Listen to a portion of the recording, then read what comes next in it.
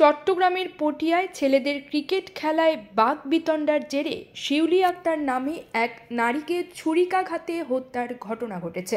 শনিবার 14 ডিসেম্বর সন্ধ্যা 7টার দিকে উপজেলার জঙ্গলখাইন ইউনিয়নের 9 নং ওয়ার্ড সিরাজ গাজীর বাড়িতে এই ঘটনা ঘটে। নিহত শিউলি আক্তার সিরাজ গাজীর বাড়ির মোহাম্মদ মুসার স্ত্রী। এই বিষয়ে নিহতের ছেলে মোহাম্মদ হামিম জানান, শনিবার সকালে তার ছোট ভাই স্থানীয় আলভির সহ আরও কয়েকজনের সাথে পার্শ্ববর্তী জায়গায় ক্রিকেট খেলতে যায়। খেলাতে বাকবিতণ্ডার জেরে আলভি তার ভাইকে মারে একাধিকবার। এছাড়াও বাড়িতে একাধিকবার গিয়ে হুমকি প্রদর্শন করতে থাকে। হামিমের মা তাকে ঝগড়া না করে চলে যেতে বলেন, কিন্তু আলভি চলে না গিয়ে ঝগড়া করতে থাকে। এর এক পর্যায়ে আলভির পরিবারের লোকজন হামিমের মাকে মারধর করতে লাগে।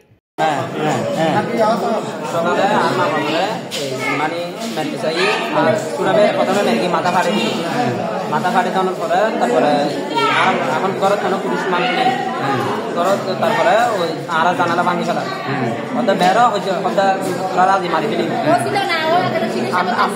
আমরা ছিলাম তখন এই কাজে, আমি আর আমার বাবা। আমার ভাই দুটা ছোট ছিল, ছোট দুটা হচ্ছে ওদের বয়স ছিল 12 বছর। মানে মাথা অনেক সেলাই হয়েছে অনেক, নিয়ে গেছে। তখন তারপরে মাথা ফেটে দেওয়ার পরেও মানে চিকিৎসা করার পরেও তারপরে আমার আম্মু আমাদের কল করছিল, বলতেছে আমাদেরকে তো মারি ফিজিকা করতেছে, মানে বেশি ব্যাংকে ফেলতেছে, আমাদেরকে মারতে চাইতেছে। এখন কি করবো, ঘর থেকে বাইরে হতে পারতেছি না। তোন ফেলাই দিয়ে বাড়ির তোন, তারপরে চুলা ভাঙ্গি ফেলাইয়ে মেয়ে ভয় করে তারপরে তারপরে আর আম্মু কল করে আর আইসি আর আইনের পরে তারপরে যেখানে তারা কইছে তোর এটা কি মারকে দেই তারা মারকে দে বাপটির বাপ এডো মারকে নাকি তো হনি তারা হন এডে বিয়াকুলে মারকে পুরো বাড়িয়ে সুরি মারকে ইবেন না দিবে আর তারপরে মারকে আর বাইরে মারকে মাথা দিয়ে এই পরিবারই নে আর মুরে মারকে আর বাইরে মাথা ফাড়ে দিয়ে আর এই মারকে। ঠিক আছে। এই ঘটনার খবর শুনতেই হামিম ও তার বাবা চাকরি থেকে বাড়ি এসে ঝগড়ার বিষয়ে জানতে গেলে তাদেরও মারধর করতে লাগে। ঘটনার এক পর্যায়ে আলভির হাতে থাকা ছুরি দিয়ে শিউলি আক্তারকে আঘাত করলেই তিনি ঘটনাস্থলেই লুটে পড়ে। পরে প্রতিবেশীরা তাকে উপজেলার স্বাস্থ্য কমপ্লেক্সে নিয়ে আসলে কর্তব্যরত ডাক্তার তাকে মৃত ঘোষণা করেন।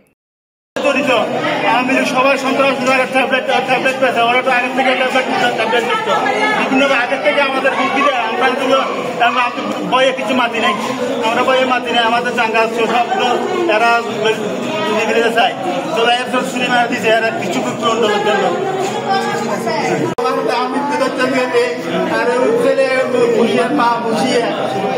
সবাই মানে একবারে মারতে ওরে মরার মধ্যে মারতে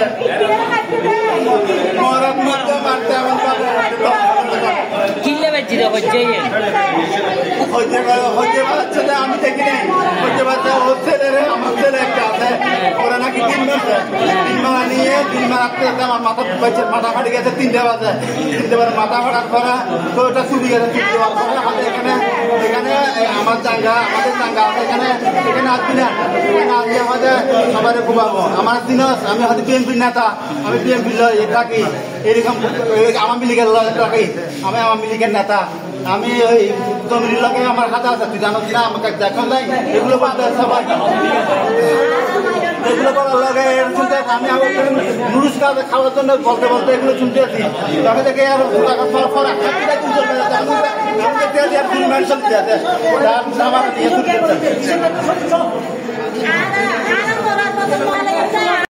মৃত্যুর বিষয়টি নিশ্চিত করেছেন পটিয়া উপজেলার স্বাস্থ্য কমপ্লেক্সের ডাক্তার শাওরিন। তিনি জানান, হাসপাতালে নিয়ে আসার পথেই তিনি মারা যান।